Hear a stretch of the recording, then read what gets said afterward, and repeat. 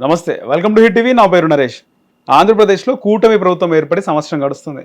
ఈ సంవత్సరంలో కూటమి ప్రభుత్వం ఏదైతే హామీలు ఇచ్చిందో ఆ హామీల అమలు ఏ విధంగా అవుతుంది, అసలు 1 year పరిపాలన ఏ విధంగా ఉంది, ముఖ్యమంత్రిగా ఉప ముఖ్యమంత్రిగా చంద్రబాబు నాయుడు, పవన్ కళ్యాణ్ పనితీరు ఏ విధంగా ఉంది తెలుసుకుందాం. మనతో పాటు పొలిటికల్ అనలిస్ట్ కేఎస్ ప్రసాద్ గారు ఉన్నారు, మాట్లాడదాం. సార్ నమస్తే. సార్ నమస్తే అండి. సార్ 1 year పాలన ప్రజాపాలన అంటారా, లేకపోతే సూపర్ 6 అంటారా, సూపర్ ఫ్లాప్ అంటారా, ఎలా ఉంది కూటమి పరిపాలన, ఏ విధంగా ఉంది? అంటే పరిపాలన ఒక హ్యూజ్ ఎక్స్పెక్టేషన్స్తో ఉన్న 124 స్థానాలు వచ్చిన అండ్ పవన్ కళ్యాణ్ గారు అండ్ చంద్రబాబు నాయుడు గారు మనకి ఎప్పుడు సహాయం చేయని బీజేపీతో కలిసి పరిపాలించిన 1 year ప్రోగ్రెస్ అంటే ఒరిజినల్ చంద్రబాబు నాయుడు గారి మార్క్ అయితే కనబట్టలేదు. అసలు ఎప్పుడైనా సరే చంద్రబాబు నాయుడు గారి గవర్నమెంట్లో ఒక మార్క్ ఉంటుంది, అది ఎక్కడ కనబట్టలేదు. రెండోది, ఈ సంక్షేమాలు వాళ్ళు ఏవైతే 6 ప్రామిసెస్ చేశారో అదర్ దాన్ పెన్షన్ ఈ 1 yearలో ఏది ఇవ్వలేదు. ఇవాళ ఏదో అమ్మ ఒడి అన్నారు, స్టాటిస్టిక్స్ చెప్పారు, ఏదో 65 లక్షల మందికి ఇచ్చాము. అదేని ఇందాకలే ప్రెస్ మీట్ కంప్లీట్ అయింది చంద్రబాబు గారిది, లోకేష్ది. అందులో పవన్ కళ్యాణ్ ఎక్కడున్నాడు? లేడు. కలెక్టివ్ రెస్పాన్సిబిలిటీ బీజేపీది ఏది? లేదు. ఎందుకంటే ఆ రోజు మేనిఫెస్టో బీజేపీ ఎప్పుడైతే ముట్టుకోలేదో వీళ్ళు ఏం చేసినా మాకు సంబంధం లేదు, బాధ్యత లేదని యాజ్ యూజువల్ నెరేషన్ని మనకి జస్టిఫై చేశారు. ఇక్కడ పవన్ కళ్యాణ్ గారిది వీళ్ళిద్దరిని అనుసంధానించిన దానికి నాకు సంబంధం లేదని నానుడితోనే ఆయన ఇవాళ ప్రెస్ మీట్లో లేడు. ఇంక వచ్చేసరికల్లా గతంలో అయితే ఆయన బటన్ నొక్కితే ఏదో పడ్డాయి అన్నది ఇది ఉంది. ఇప్పుడు 25 లక్షలకి ఏ స్టాటిస్టిక్స్తో ఎలా ఇచ్చారో నాకైతే అర్థం కావట్లేదు. ఇప్పుడు దానికి గత ప్రభుత్వంలో ఇచ్చిన దానికి వాళ్ళు ఎంతో ఇచ్చారు, 24 లక్షలు 26 లక్షలు ఎంతో అన్నారు. ఇప్పుడు వీళ్ళు చెప్పిన 65 లక్షలకి ఆ డిఫరెన్స్కి ఇద్దరు పిల్లలకి కలిపి ఇచ్చారా, ముగ్గురికి ఇచ్చారా, ఆ లెక్క చెప్పాలి కదా. Overall statistics needs to be justified కదా. ఓకే. అండ్ బడ్జెట్ అలికేషన్స్లో మీరు పెట్టిన 8,500 కోట్ల దగ్గర ఎంత ఉన్నాయి, అదేమో 2,000 రూపాయలు మినహాయించుకొని మిగిలిన 13,000 ఇస్తున్నాం అని చెప్పారు. వేసే ప్రక్రియ ఎలా? గతంలో బటన్ నొక్కడం కనబడింది, ఈసారి ఎవడు పేక నొక్కితే పడ్డాయో తెలియాలి. ఇవి 20,000 రూపాయలు రైతులకు రావాలి. నాకు తెలిసి కేంద్ర ప్రభుత్వం 2 విడతలుగా ఖరీఫ్ రబీ సీజన్లకి డబ్బులు ఇచ్చింది, మీరు సంవత్సరం పాటు వెయ్యలేదు. కానీ రాష్ట్రానికి డబ్బులు అయితే వచ్చాయి. ఇంకా మిగిలిన ఏమున్నాయి? ఉచిత బస్సు అన్నారు, ఏదో ఆగస్టు 15 అని మీరే చెప్పారు.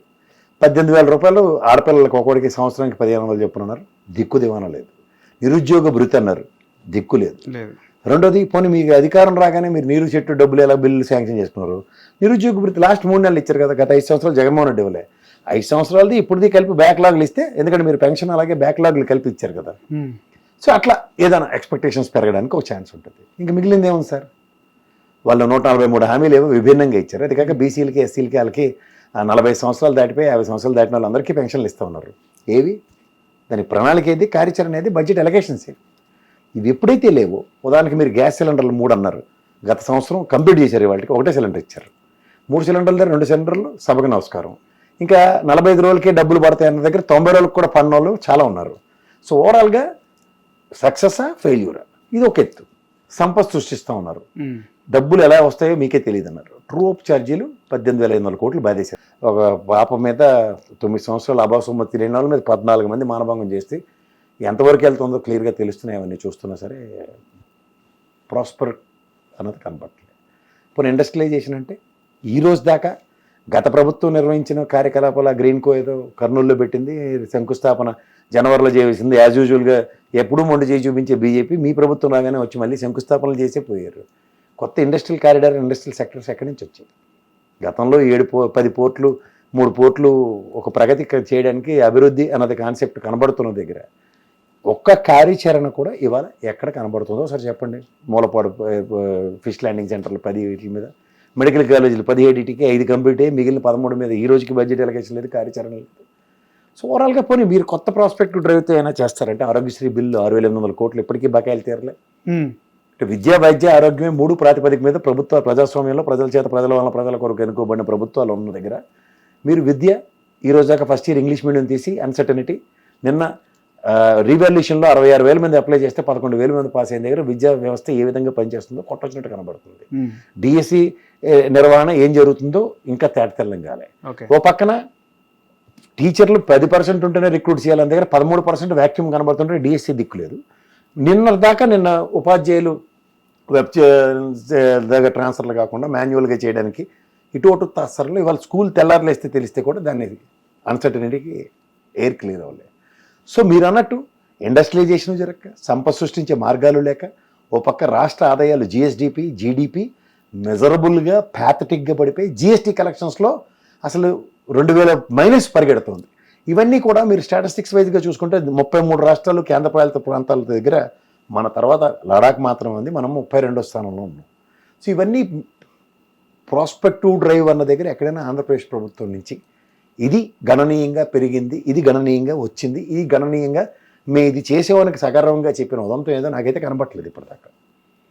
పెన్షన్స్ అన్నవి కంటిన్యూస్గా ఎప్పుడో రామారావు గారు డబ్బులు పెంచిన కానించి, రామారావు గారు ప్రవేశపెట్టిన కానించి, రాజశేఖర రెడ్డి గారు పెంచడం చూసాం, మీరు ఎలక్షన్స్ ముందు పెంచడం చూసాం, తర్వాత జగన్మోహన్ రెడ్డి విడతల వారీగా పెంచడం చూసాం, తర్వాత మీరు ఒకేసారి 1000 రూపాయలు పెంచి ఇవ్వడం చూస్తున్నాం. That is an ongoing programme which was taking place from years together to uplift the poor segment. Okay. So దాన్ని గురించి దాన్ని అభివృద్ధి లేదా మేము చేసిన సంక్షేమం అంటే నేను చెప్పలేను దాన్ని.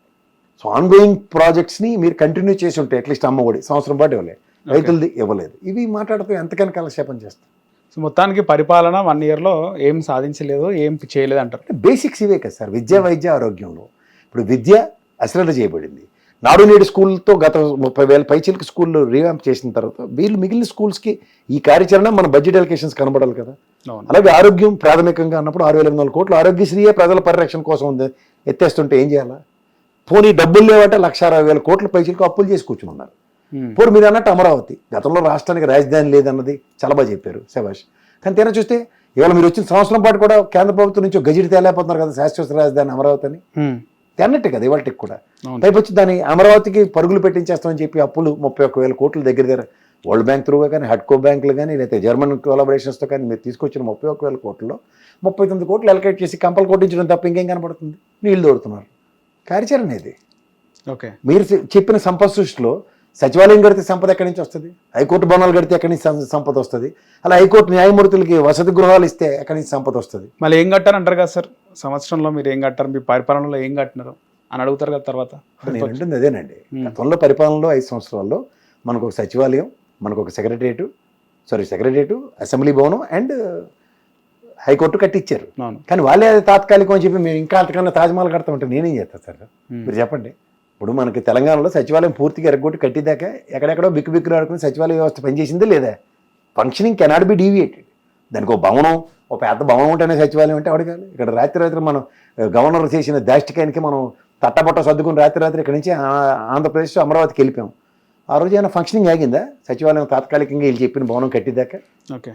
అవన్నీ సచివాలయం బిల్డింగులతో అభివృద్ధి అంటే ఎవరేం చెప్తారు దానికి? Without the presence of building కూడా అభివృద్ధి సంతరించుకుంది. కానీ దాన్ని ప్రాస్పెక్టివ్ డ్రైవ్లోకి ఎలా తీసుకెళ్తారంటే మీరు బిల్డింగ్లే కడతా ఉంటే మేము చేయాలి దానికి? కొత్త ఇండస్ట్రియలైజేషన్, కొత్త ఇండస్ట్రియల్ పాలసీలు ఏవి? ఏమనంటే వర్షాలాంటి దాంతో నేను ఏమనంటే రాజీనామాలు చేస్తాం, ఇవి కాదు కదా మాకు కావాల్సింది. టీసీఎస్ దానికి ల్యాండ్ అలొకేట్ చేస్తే కనీసం కృతజ్ఞతలు కూడా చెప్పలేదు. ఈ ల్యాండ్ అలొకేషన్స్తో అవుట్కమ్ అంటే ఏపీ 4 లక్షల పైచీలకి ఎకరాలు ల్యాండ్ అలొకేట్ చేసి ఉంచారు. గతంలో రుషికొండ పక్కన ఉన్న ఇంకో 2 కొండలు కూడా మీరు ఎన్నో చిప్ కంపెనీలకి అలొకేట్ చేసి ఉన్నారు. ఏవి ఎక్కడ ఫంక్షనింగ్సే లేవు కదా.